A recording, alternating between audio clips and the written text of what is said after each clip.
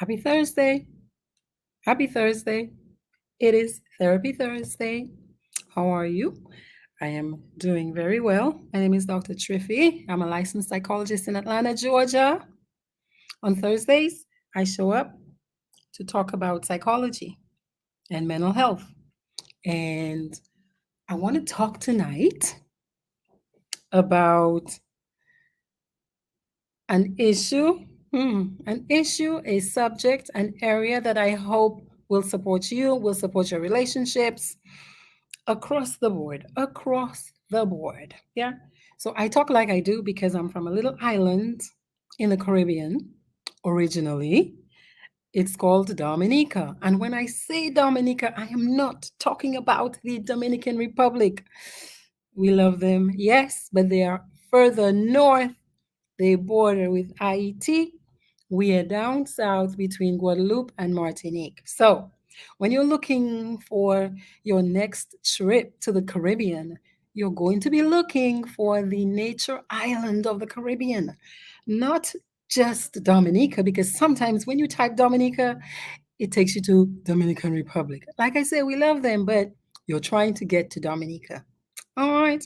Well, share the live, y'all. Share the live, share the live. The topic is a little, I was going to say wonky, but it's not really wonky. I want to talk tonight about why people do what they do. Why is somebody acting like a jack, fill in the blank? Why are people out here just acting the fool? Acting the whole fool? I'm sharing 4 reasons why psychologists and behavior specialists believe people are doing what they're doing. I think a lot of times we think it's us. I think a lot of times we think they're doing something to us. When you listen to what I share with you tonight, you might find out that it might really be about them. Hmm? It might be about them. It might actually be about you. Yeah. So, what's happening? Why is your child stealing money from your purse? Hmm? Why is your spouse calling you names? Why? Why? How about you? Why are you having so much trouble quitting a bad habit? Perhaps because all behavior serves a purpose. Every behavior has a job, has a function. Hmm? Before I go into those 4 reasons we do what we do, and sometimes, like I said, we act the fool, and people around us act the fool, and we don't know why they're doing what they're doing. We cannot put our finger on it. Here's some basic theory about why we act, why we are trying to do things. Huh? The first person I want to talk about, his name is William Glasser. And he developed a theory called choice theory. Fundamentally, what he's saying is everybody's doing what they want to be doing because they're choosing it, including things like depression. Now, some people disagree with him because essentially he's saying you're choosing to stay in a depressed state. But Glasser says we have 5 main basic needs. Everybody has 5 things they're really trying to accomplish, yeah, to get, to create in the world. Number one, we're trying to create survival. We're trying to eat, we're trying to be safe, we're trying to have a home, we're trying to have some money to be able to create the home, buy the food, pay the bills. We're also trying to create love and belonging. And sometimes that can look like feeling as if we're respected by other people or that we have a group where people accept us, even if we maybe don't have family and friends. So we have love, we have a sense of belonging. Even pets can give us that feeling of satisfaction for that love and belonging need. Another need, he says, we have is that of fun, playing, feeling good, feeling good. So, uh, satisfying our senses. Okay. The other one is freedom. He says everybody has a basic need for freedom and the ability to choose and to feel as if their circumstances are fair, so they're not being taken advantage of. Then the last one is we have a basic need of power, as in the feeling of being recognized and the feeling of accomplishment. Like I can do this. Yeah, I can do this. Power. So think about this other guy, which a lot of you might be familiar with. His name is Maslow.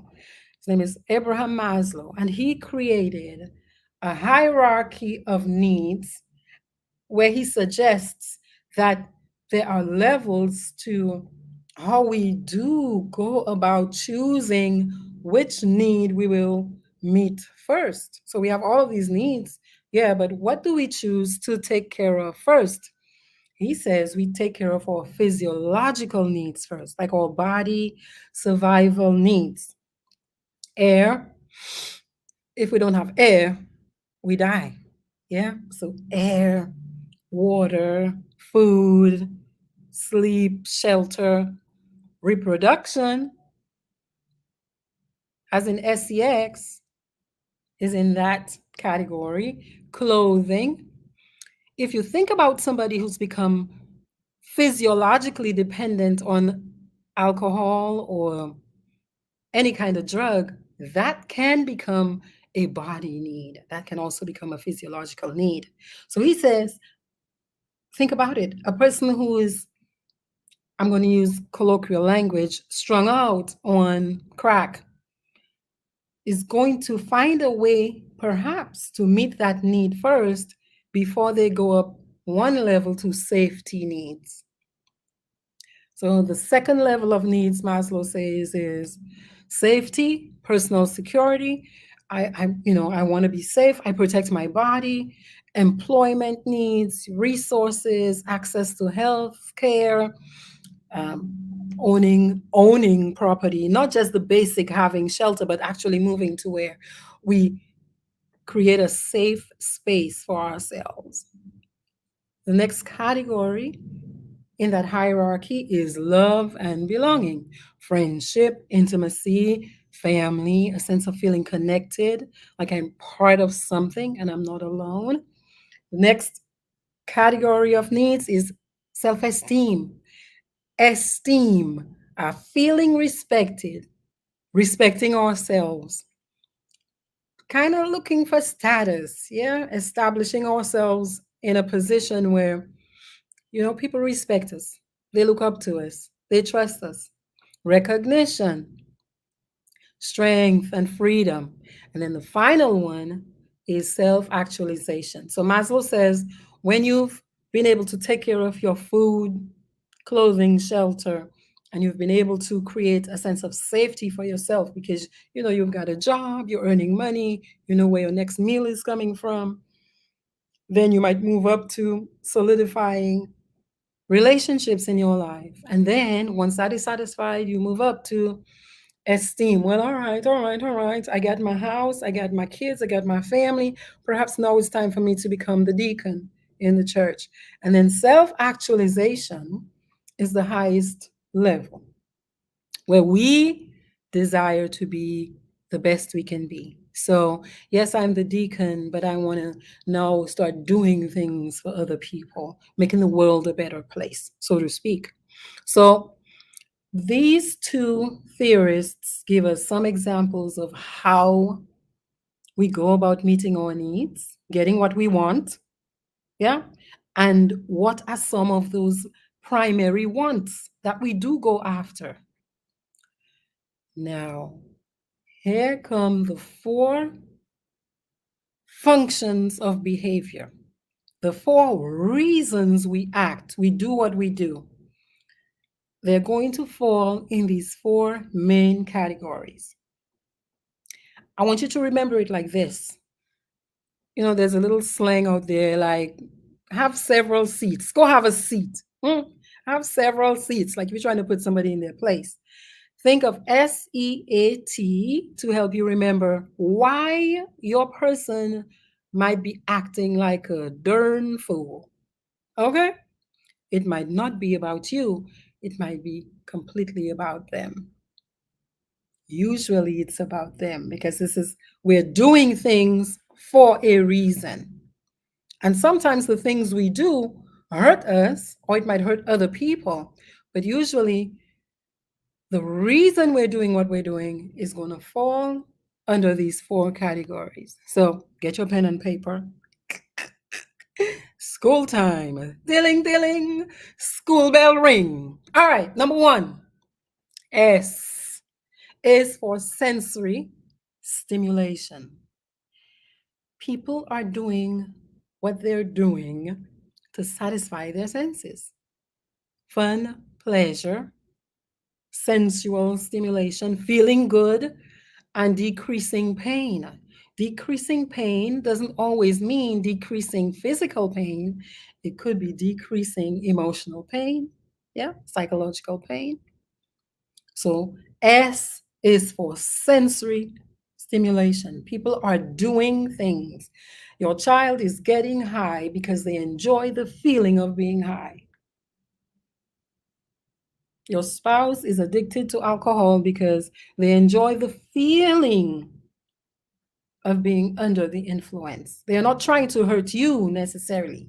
They're not going to get drunk for you. They're going because they want to get drunk. They want the feeling. Okay? E, number two, E is for escape or avoidance. Escape. That's kind of a survival reason. It's about creating a sense of power and control. There are lots of people who will remove themselves from you to feel in control, to feel a sense of power, even if sometimes that's misguided. But it is an attempt for that person to solve what they perceive to be a problem for them or something that feels uncomfortable or painful for them.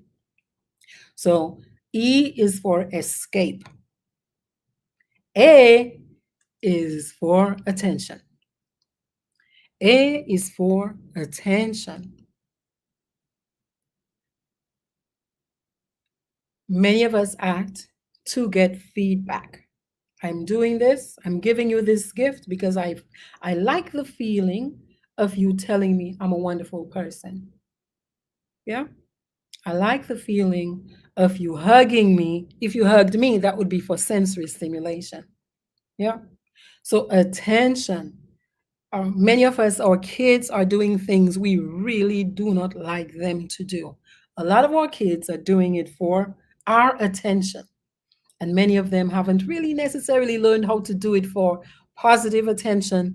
They'll take the attention any way they can get it based on circumstances in the home, based on their own personalities, for many reasons. People do what they do, right? The motivation, yeah, or at least what sets up the wanting to get attention, that comes by many reasons. So a person might do something for the sense of belonging, attachment, connection, people like me. Yeah. So I'm going to do it so they like me, so that I feel like I belong, I feel cherished, I feel loved, I feel respected, I feel adored. Some of us need adoration. Some of us need adoration, or we've decided we need adoration. And number four, the last one is T. People are doing things, people act to get tangible things, to get physical things. Yeah? We're doing it to get money.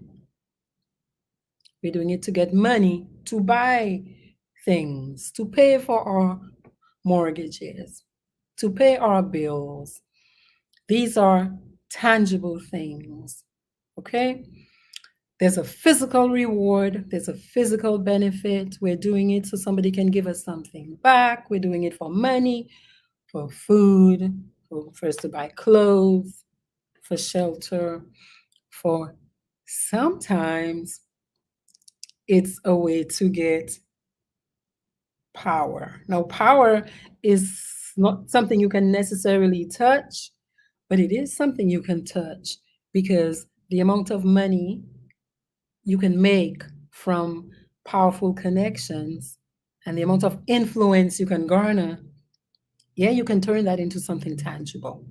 So these are going to be the four main reasons somebody's doing anything they're doing. And our job, say as a parent, so my job as a parent is really to look at my child, if it's a child, right? And try to do an assessment of which of these reasons, which of these functions is my child's behavior serving?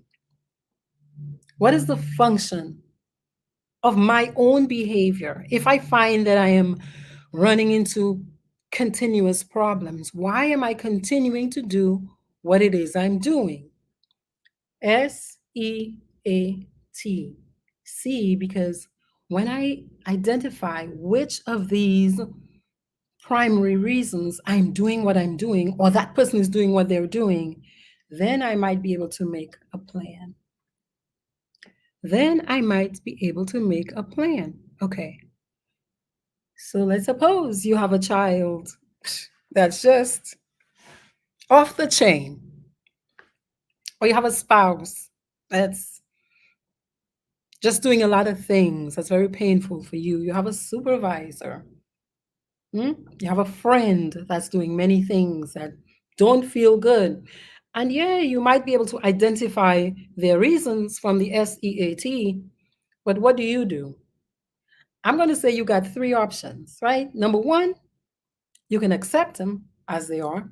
You can accept that your friend is just a critical person who just, she's always going to be a critical person, but I accept her as she is anyway. I'm going to be hurting a lot now being with that friend, but I might have my reasons why I keep my friends. Yeah, so I can accept what's happening. Number two, and when I say accept, I do mean completely. Like, I'm not going to be fussing at her when she criticizes me because I'm choosing to accept her as she is. Yeah, I'm not going to be complaining. Number two is I can tolerate her where I do complain.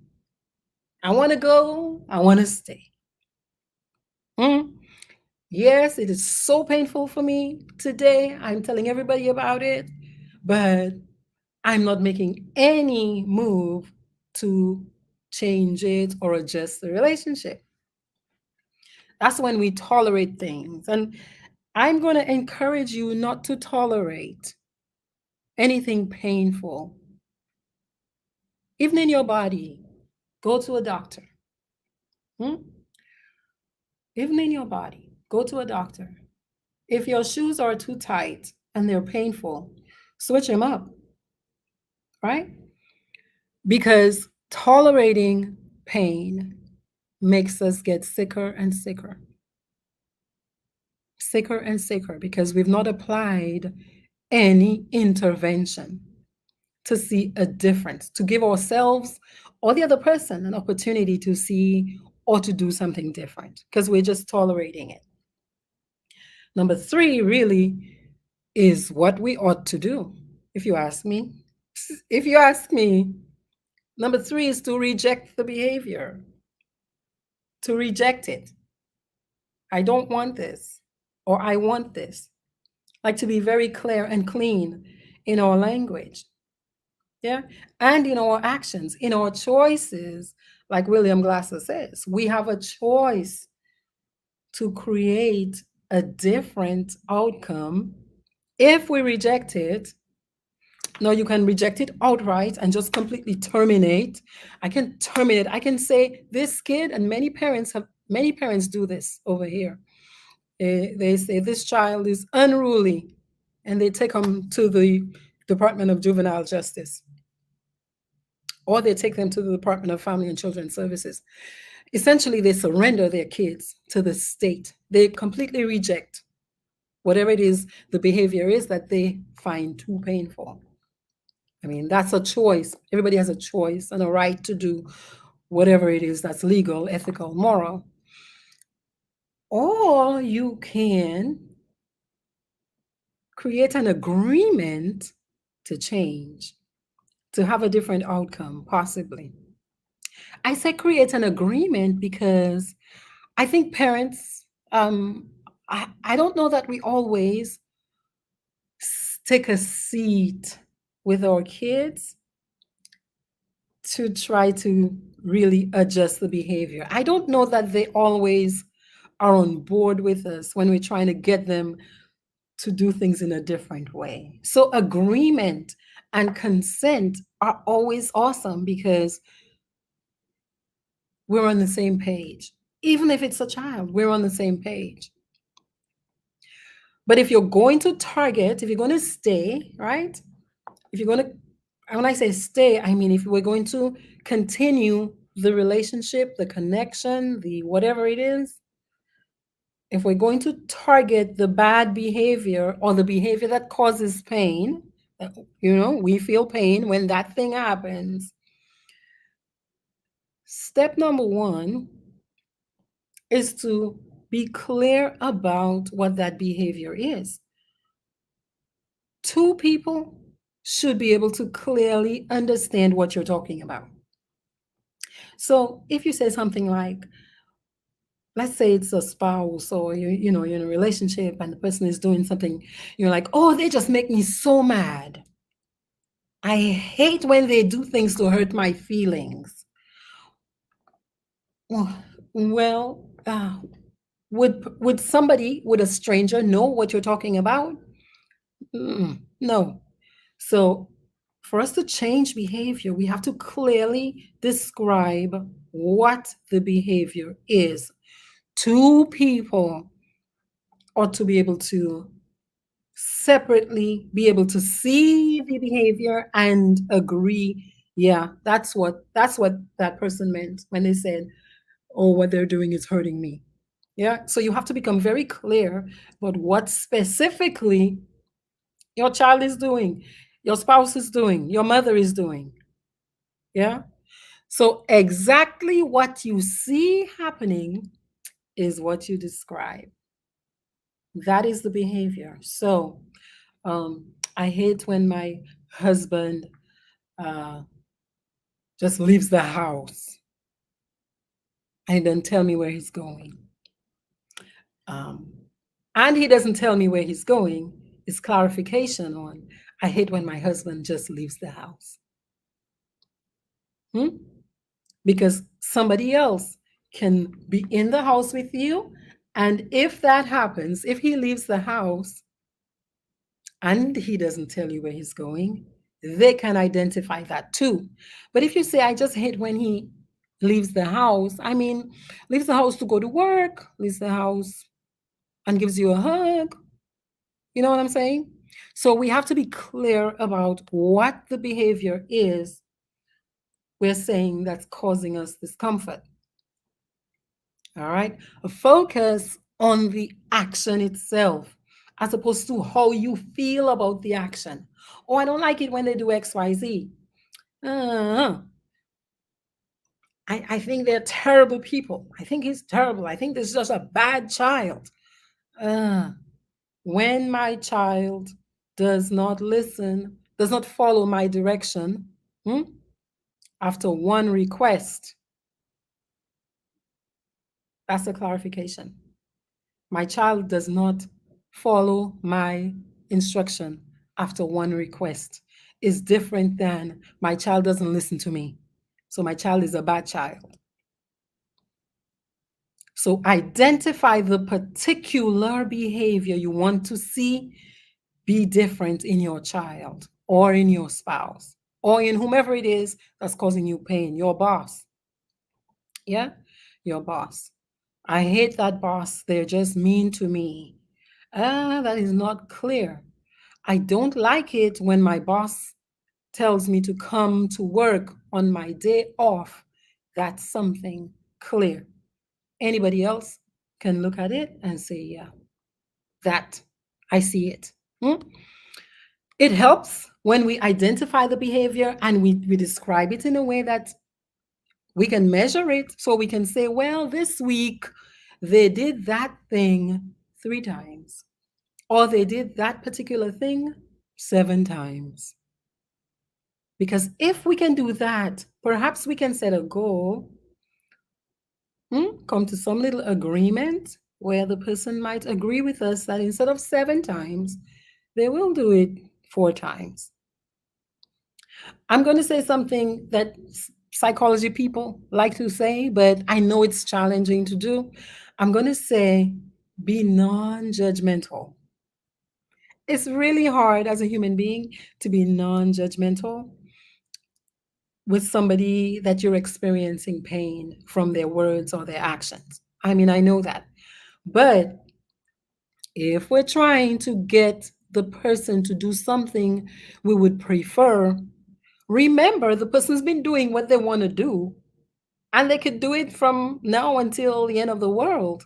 So it might take some negotiating with that person, right? To get them to surrender something or to do something less or to do something more. If you're coming to the person with judgment as if you deserve it, you better treat me right. No, they don't better do anything. People do what they want to do. So if I come to someone who I'm requesting a change from, it's going to help me and them. It's going to help their brain if I come in and I say something like, I prefer if you don't slap me anymore, as opposed to saying, you are too aggressive with me, do not slap me. No, this is going far, but it happens.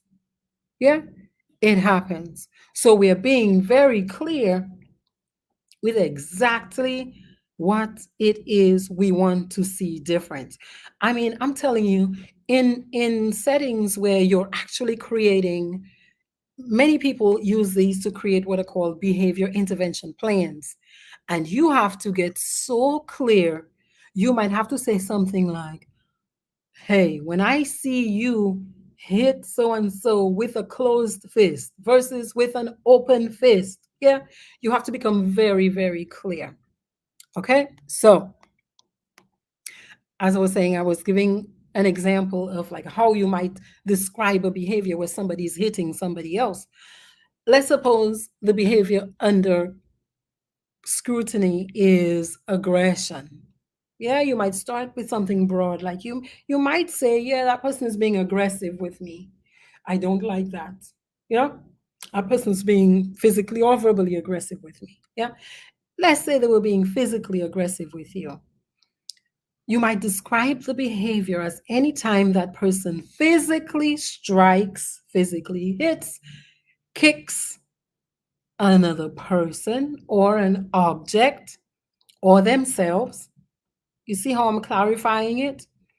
Because you have to specify the particular thing, not just your feelings about it. Mm-mm. The action that causes the pain.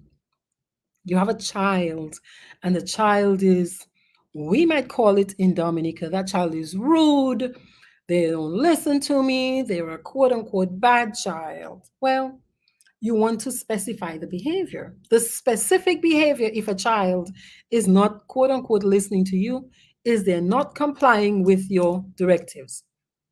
They're not complying with my request. Okay, so they're refusing to follow my specific instruction.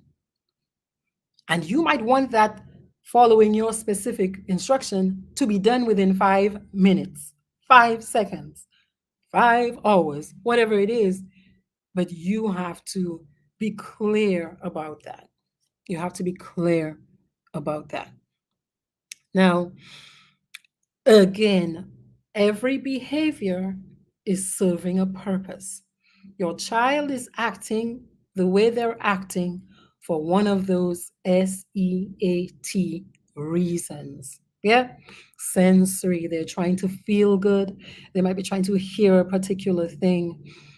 They might be trying to see a particular thing. They might be trying to escape your voice. They might be trying to escape because the sound of your voice might feel too painful for them. Hmm? They might be doing it to get your attention, to get your what they feel as closeness. Hmm? There are some children who act in ways we don't like because they haven't really clarified yet how to act in ways to predictably give them positive attention. So they're going to take the attention any way they get it. Okay? And your child might be doing what they're doing for something tangible, something they can touch, something they can take to do something else with. All right, y'all. There are always many ways to do a particular thing. There are always many ways to do a particular thing. So, for example, if your child is doing a particular behavior, once you find out the reason from the SEAT, if my child is looking for attention, perhaps now I can flood them with the attention before they even need to do these kinds of behaviors that I don't like. Hmm? Or perhaps every time they do something I really like, I give them a hug. I give them a hug. I give them a high five. Okay? Some replacement behaviors, you might hear things like, well, a high five. Another replacement behavior. A high five is a reward, something you offer to have the behavior increase. Yeah. Or perhaps if a bad behavior decreased, you give the person a high five or you give them a gift. Yeah. For some people, it's as simple as a little Snickers bar or their preferred lunch. Your spouse didn't go drinking this weekend, a nice treat, something extra time. It sounds kind of weird, right? What? Well, just because they didn't do it this one week, I'm going to do something nice for them? Yes, because that's going to encourage the positive behavior. Hmm? As opposed to the one week they didn't do the bad thing, you still about it. Yeah. Find a way to give the human being a treat, a reward, as soon as you see any sign of the behavior that you're actually looking for. In the beginning, what you want to do is you want to give them that treat quickly. So as soon as you see your child cleans their room, boom, you're on it like white on rice. Every time you see it, you're giving them something that you know they like. Yeah. One of the reasons you want to talk with a person before you all come into an agreement is because you want to know things like that. Like, what does my person really get off on? What does this kid or this adult really like? What makes them feel good? What might be a reward? So that, again, as soon as you see the behavior you're looking for, you apply. It's like training a puppy. I mean, it's the same concept. In the beginning, as soon as it happens, you're applying the reward. Okay? Now, as the person becomes more confident and more accustomed to doing that new behavior, now, as human beings, we can kind of get a little bored. We're like, all right, this treat isn't special anymore. What else you got? But what you want to do with that is you want to change it from giving them the reward right away to every now and they're not ever sure when they're going to get it. So that's a variable interval reward schedule. Yeah, it's variable. They don't know if it's not coming every Friday, hmm? And it's not always a Snickers bar. Sometimes it's coming on a Tuesday, and sometimes it's $5 if it's a kid. Yeah. But that's after they have shown some progress in the beginning because they got to learn. They want to know that this reward is predictable. Why am I doing this? I need a reward for this. I mean, I prefer to do my thing my way. Yeah, I got to do it your way. All right, all right. What's in it for me? We're human beings. Yeah. But as they get more comfortable with the new behavior, then you got to up the ante and you have to make it unpredictable. Unpredictable. So they don't know when it's coming. Okay. Now, because we're human beings, some of us also because of the way we were trained, uh, we prefer punishment. We say when they do something bad, we call bad, right? That causes us pain, punish them. Well, um, the recommendation is that instead of punishing them or getting even with them, letting them really feel your rage, that you do look for when they actually do the behavior you're looking for and go that route instead. I know I'm kind of asking people to do something that doesn't always feel natural, but that's where the research shows that people change more and they change better, they change for longer. When we are less punishment focused and we're more now looking for when they do the behavior that you're looking for, give them a reward. In the beginning, start off with the reward fixed every Friday. It's a fixed ratio schedule. Every Friday, you're getting this. Hmm? Once they get a hang of the new behavior and they're doing it, now you, every now and then, when they're not really looking and you see it, boom, you give them something big and beautiful and spectacular. Now we are human beings. Like I said, I like to say that because I think sometimes we forget this and we have these high expectations of other people, some of us of ourselves. And when it's of ourselves, we make ourselves nuts. Yeah. Our anxiety is through the roof because we think we ought to be here doing this. And the reality is different. Anybody who's learning a new behavior that they probably didn't even want to learn in the first place is not going to be perfect with it. Mm-mm. Mm-mm. So you got to have a plan from the onset. You got to know that this person is going to fail in your eyes on their way to learning and practicing that new behavior that you prefer. So you have to develop essentially a crisis plan, like insurance. Well, okay, let's suppose you don't do what I expected you to do. Um, this is what we'll do so that you can get back on track. Crisis plan.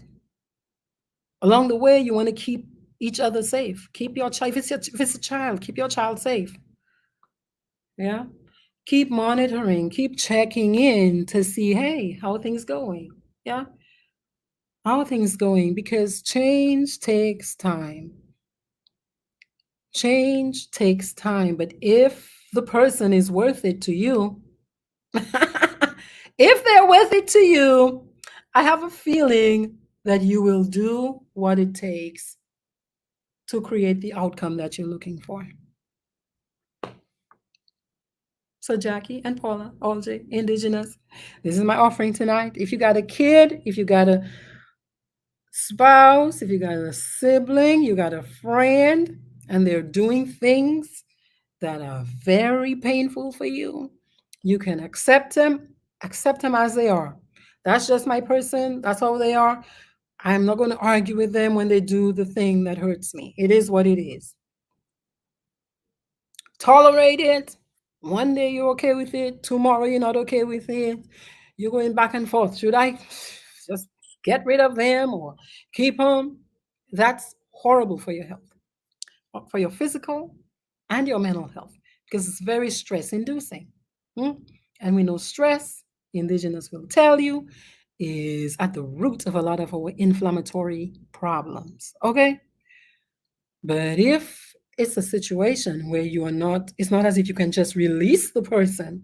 I mean, my goodness, you have a child that you're training. That's actually your responsibility to shape their behavior. To shape their behavior. Now, I gotta say, some of us, we do our best, and people are going to do what they want to do anyway. You have to make allowances for that. But if you're going to reject the behavior and keep them anyway, some of us, we can reject them and terminate, like just forget about it, no more contact. But if you're going to stay, be willing to be clear about what the specific behavior is that they're doing that you don't want to see.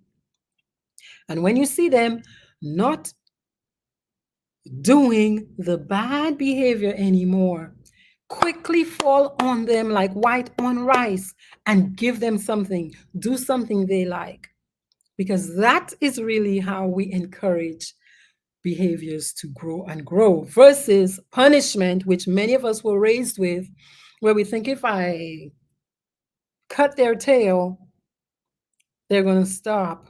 Mm. Plus, that's really traumatic for a lot of people. Yeah. So, this is my offering for y'all tonight, y'all. This is my offering for tonight. Good evening. Bonsoir. Paula, my cousin, happy Thursday. All J, good night and blessings to you. Indigenous, greetings to you, my brother. And Ezra, blessings to you as well. So, y'all, share the live. Somebody might need this to save their child, to save their relationship. All right. I hope y'all are doing well. I am doing fantastic. I hope I see you around sometime. Nous que parler en l'autre fois.